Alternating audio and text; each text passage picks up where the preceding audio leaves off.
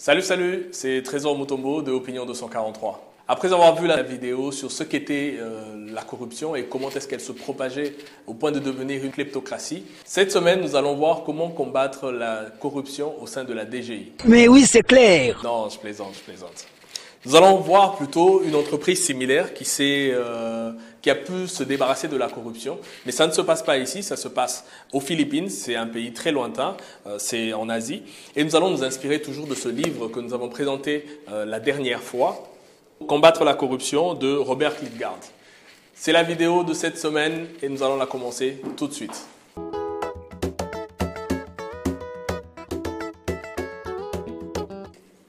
L'homme à la base de cette révolution s'appelle Juge Plana. Il est nommé dans les années 70, 70 pour les Français, par le président Marcos, qui est alors président des Philippines, pour lutter contre la corruption au sein du BIR. Le BIR, c'est l'équivalent de la DGI aux Philippines. Alors, il est nommé à la tête de cette entreprise et pourtant, le président Marcos, c'est quelqu'un qui est connu pour avoir été un des plus grands corrompus du monde. Il a détourné énormément de milliards dans son pays. Mais il va le nommer et lui donner cette mission de lutter contre la corruption. Et le juge va le prendre au mot. Peut-être que le président disait ça juste pour rire. Peut-être qu'il le disait pour le mettre à l'épreuve. Mais le juge va lancer une révolution. Il va lancer une stratégie qui va entrer dans les annales comme étant une référence en termes de lutte contre la corruption au sein d'une entreprise. Il faut savoir que lorsqu'on parle de corruption, les gens sont très ingénieux. Alors, il est impossible de combattre totalement la corruption. C'est totalement impossible de se débarrasser de toute la corruption, que ce soit dans un pays ou dans une entreprise. C'est comme si vous essayez, par exemple, de vider une rivière avec un seau. C'est impossible, à moins que vous utilisiez des gros moyens. C'est pas garanti que vous ayez des bons poissons une fois la rivière vidée. Vous pouvez trouver des frétins. Donc, se débarrasser de toute la corruption, c'est totalement impossible. Mais ce que le juge a fait, une fois à la tête du BIR, ça a été d'abord de classifier les corruptions, les types de corruption. Il les a classifiés selon leur gravité, selon l'étendue dans le pays et selon les sommes en jeu. Et à partir de là, il va par exemple découvrir qu'il y a des corruptions qui sont très répandues, des pratiques qui sont très répandues, comme ce qu'ils appelaient là-bas le lagay, qui est le graissage de pâtes.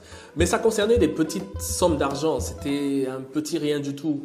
Donc ça ne nécessitait pas forcément d'investir énormément d'argent, énormément de ressources dans la lutte contre ce type de corruption. Il y avait des corruptions qui, elles, étaient répandues, mais aussi quand on vous donnait les sommes, c'était énorme. C'est notamment le cas de l'extorsion dont nous avons parlé dans la dernière vidéo. C'est après ce diagnostic qu'il va mettre en place sa stratégie.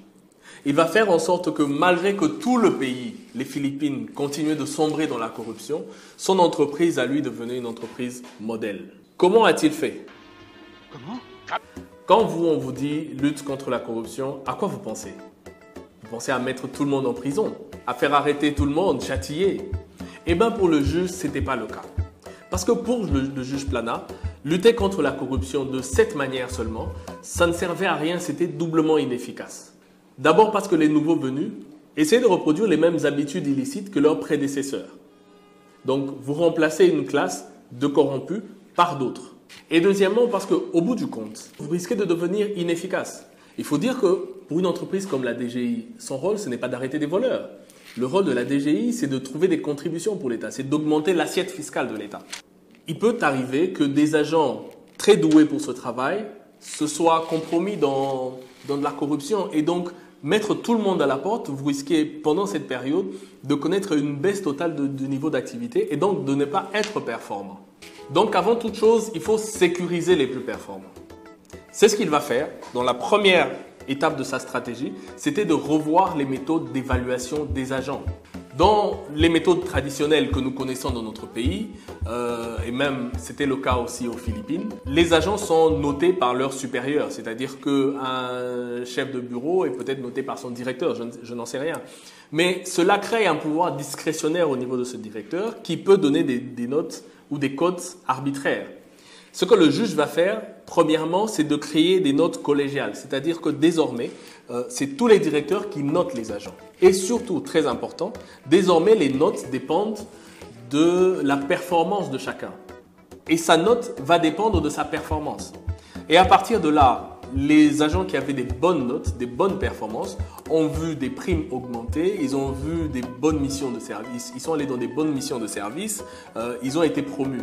Au sein des entreprises publiques, ce n'est pas possible de changer le revenu des agents, mais c'est possible de jouer sur certains leviers.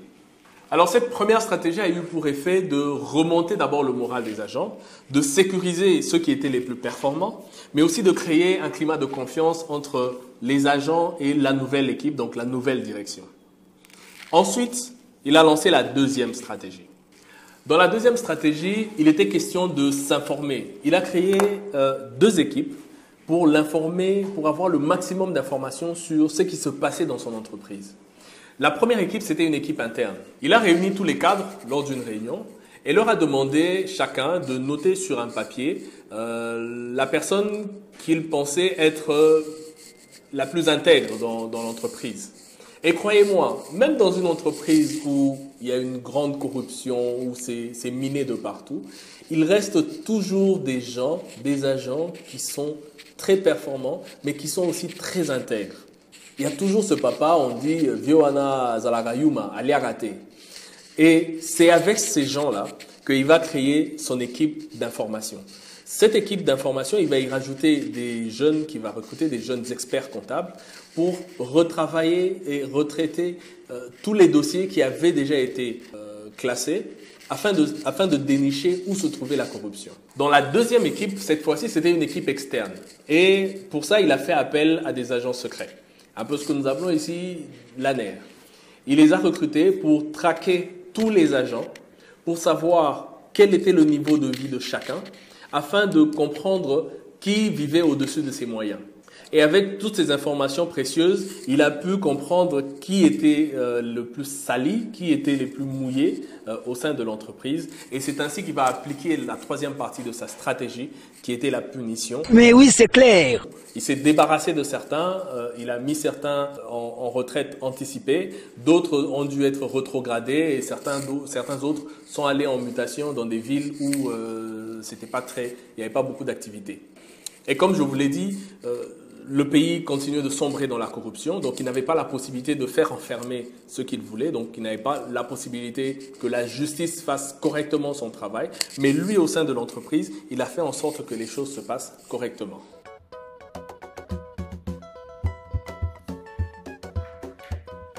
Évidemment, sa stratégie ne se limitait pas qu'à ces trois éléments, c'est les éléments majeurs.